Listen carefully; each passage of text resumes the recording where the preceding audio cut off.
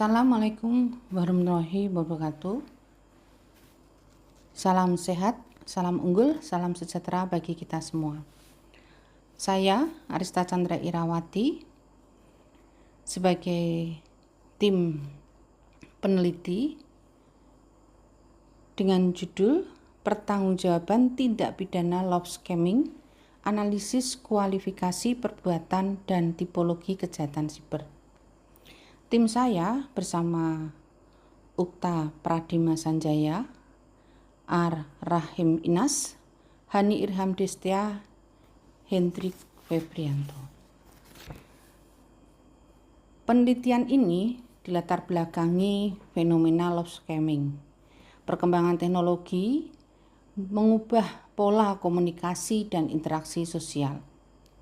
Ruang digital tidak lagi sekedar menjadi media komunikasi, tetapi telah menjadi ruang baru bagi eksploitasi psikologis dan ekonomi.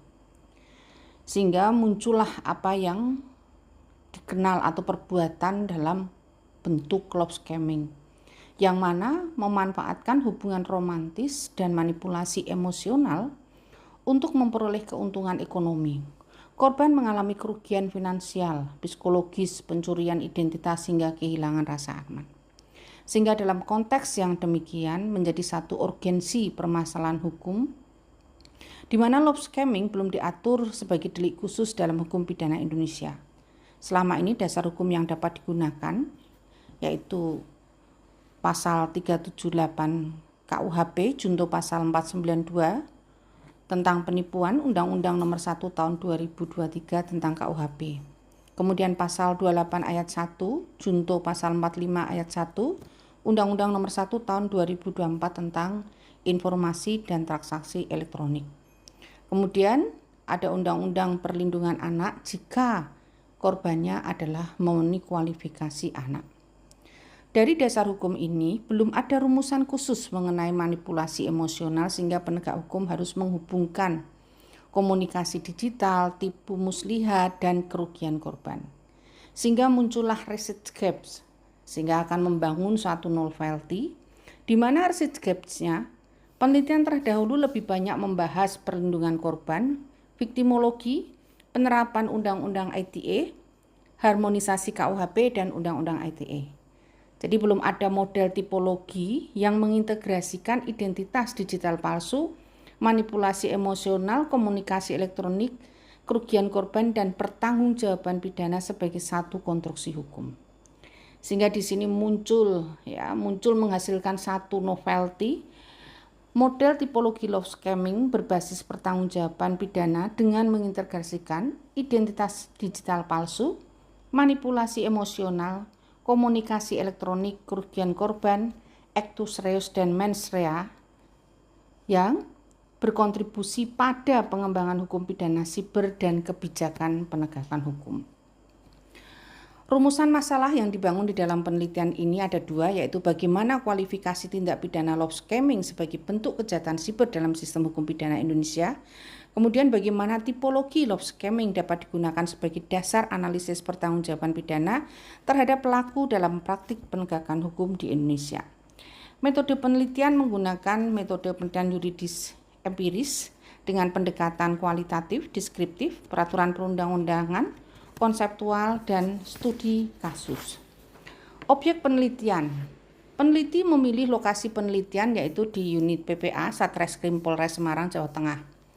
Kemudian dari penelitian itu, kualifikasi love scamming, kalau kita lihat love scamming itu dikualifikasikan sebagai cyber enable atau emotional fraud karena memiliki kombinasi identitas palsu, kemudian rangkaian kebohongan, manipulasi emosional, komunikasi elektronik, keuntungan melawan hukum.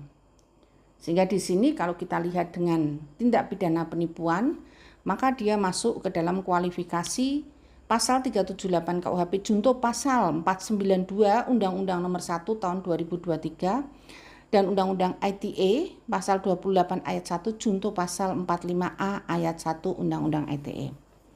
Hasil penelitian didapat temuan empiris di Polres Semarang, yaitu dari aspek media yang digunakan adalah WhatsApp, Instagram, Facebook, Telegram.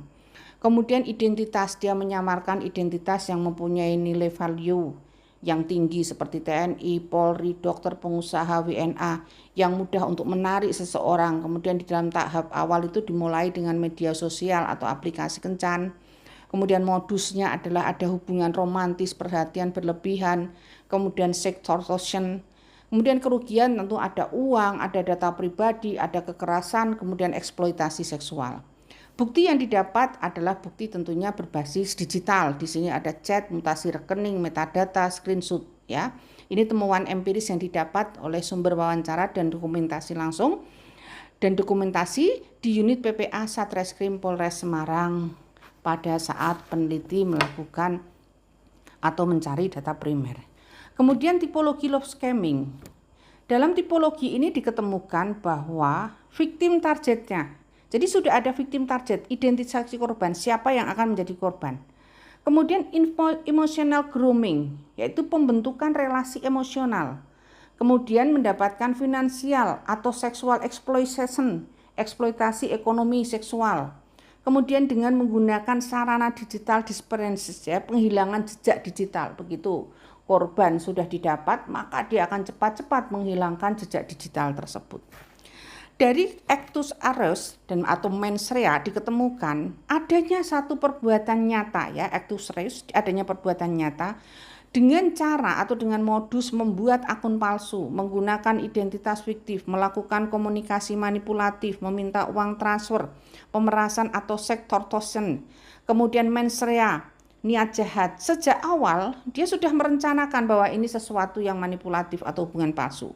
Karena dia bertujuan untuk memperoleh keuntungan ekonomi atau keuntungan-keuntungan tertentu. Kemudian mengetahui identitas dan cerita yang digunakan adalah palsu. Dan di sini muncullah yang disebut dengan kesengajaan atau dolus. Model pertanggungjawaban pidana. Dari identitas palsu, manipulasi emosional, eksploitasi ekonomi seksual, kerugian korban. Kemudian di sini ada 3 dimensi. 3 dimensi adalah identitas digital, menunjukkan penggunaan norma atau kedudukan palsu dan potensi pelanggaran perlindungan data pribadi. Kemudian manipulasi emosional menunjukkan mens rea dan rangkaian tipu muslihat untuk mempengaruhi kehendak korban. Kemudian di ruang digital, kerugian digital menunjukkan akibat hubungan kausal antara potensi tindak pidana lanjutan. Tentu dalam konteks seperti ini muncullah yang disebut dengan pertanggungjawaban pidana didasarkan pada 4 tipologi 4 tahap dari unsur reus dan mens rea. Hubungan tipologi dengan pertanggungjawaban pidana. Dalam tahap tipologi ya ada 4 tahapan ini adalah victim targeting sudah, emotional grooming jelas, kemudian financial sexual exploitation dan digital disappearance.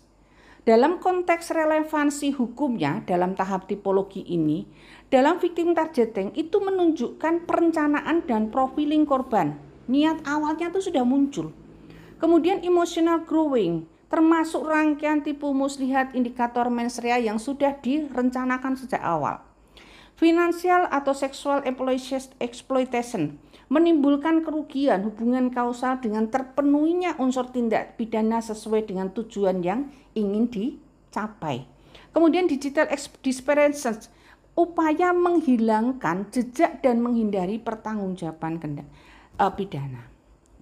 Dari hal-hal yang didapat dari penelitian ini terkait dengan pertanggungjawaban tindak pidana love scamming ya dalam analisis kualifikasi perbuatan dan tipologi kejahatan siber, maka muncul atau didapatkan suatu kendala atau solusi penegakan hukum.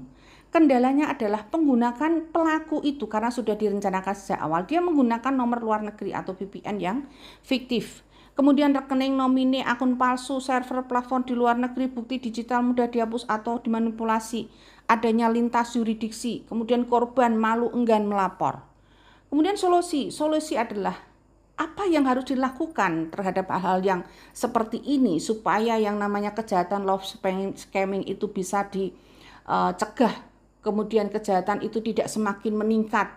Nah, solusinya adalah digital forensik dan pelacakan jejak digital karena sudah berbasis kepada alat bukti yang menggunakan teknologi. Kemudian kerjasama kepolisian, perbankan, penyedia platform. Kerjasama internasional, MLE dan Interpol, edukasi dan peningkatan kesadaran masyarakat, perlindungan korban, dan pemulihan kerugian. Dari kesimpulan, maka dari penelitian ini didapatkan suatu kesimpulan, sebuah kesimpulan. Love scamming itu sejatinya adalah tindak pidana penipuan berbasis kejahatan siber atau cyber enabled emotion fraud, memenuhi unsur penipuan karena dia menggunakan identitas palsu, kebohongan, manipulasi emosional, komunikasi elektronik, dan tujuan memperoleh keuntungan. Bukti digital sangat menentukan keberhasilan pembuktian. Kemudian hambatan utama identitas palsu, lintas negara, VPN, rekening, nomine, dan korban enggan melaporkan. Tentu ini harus ada keseriusan dari aparat penegak hukum untuk bisa mengungkap hal-hal yang seperti ini. Kemudian diperlukan model tipologi sebagai instrumen analisis dan dasar kebijakan penegakan hukum.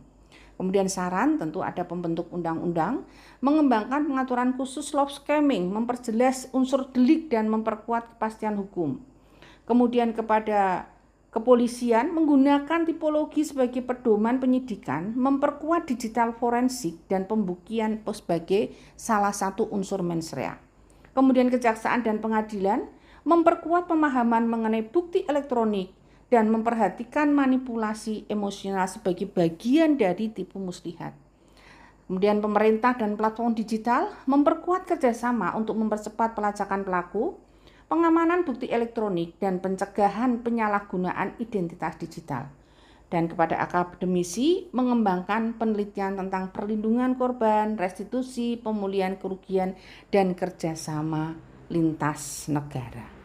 Dan di dalam proses penelitian tentu saja ini sesuatu yang sangat bermanfaat bagi masyarakat, bagi penegak hukum untuk memberikan masukan, untuk menambah pengkayaan keilmuan, supaya kejahatan-kejahatan yang bermodus dengan love scamming ini bisa untuk dikurangi, dicegah, bahkan diberantas, bahkan dilakukan penegakan hukum dengan cepat, tepat, dan berintegritas. Demikian penelitian yang bisa kami sampaikan di dalam paparan ini adalah satu bentuk upaya kami bagaimana untuk menanggulangi kejahatan-kejahatan di era digital, khususnya adalah tindak pidana terhadap love scamming. Terima kasih dan mohon maaf apabila ada salah dan kurang. Wassalamualaikum warahmatullahi wabarakatuh.